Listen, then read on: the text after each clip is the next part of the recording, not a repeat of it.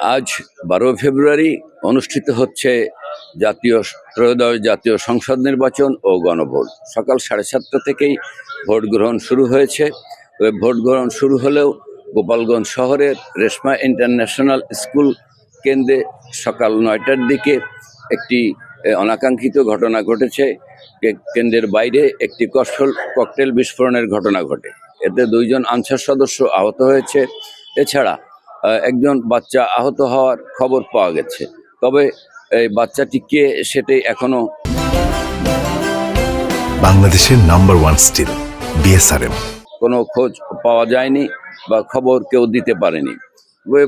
Voter উপস্থিতি মোটামুটি আছে।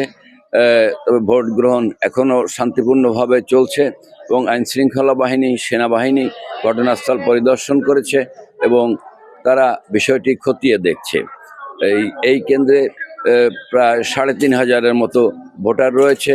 তবে নারী পুরুষ সকাল থেকেই ভোট কেন্দ্রে আসছেন এবং তারা শান্তিপূর্ণভাবেই ভোট দিচ্ছেন বলে জানিয়েছেন এবং ভিতরের পরিবেশও ভালো রয়েছে বলে তারা জানিয়েছেন। আমাদের সকাল থেকেই শান্তিপূর্ণভাবে ভোট গ্রহণ চলছে। ভোটার উপস্থিতিও যথেষ্ট সন্তোষজনক।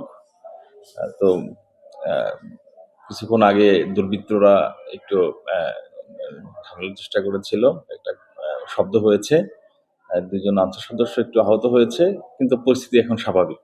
আবার ভোট গ্রহণ চলছে, ভোটার উপস্থিতিও সন্তোষজনক, এখন অবস্থা স্বাভাবিক আছে। বন্ধ ছিল না, আমরা ভোট গ্রহণ বন্ধ করিনি। আমাদের ভোটাররা লাইনে দাঁড়ানো ছিল, ভোট দিচ্ছে, স্বাভাবিকভাবে দিচ্ছে।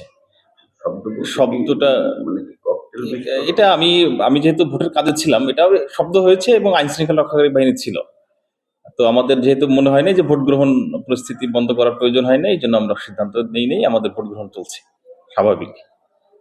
শব্দটা যেহেতু হয়েছিল আমাদের প্রায় বাউন্ডারির বাইরের দিকে, এই জন্য আমরা আর ওই ধরনের কোনো সিদ্ধান্ত গ্রহণ করি নাই। আমিনুল হাসান শাহিন, বাংলাদেশ প্রতিদিন, গোপালগঞ্জ।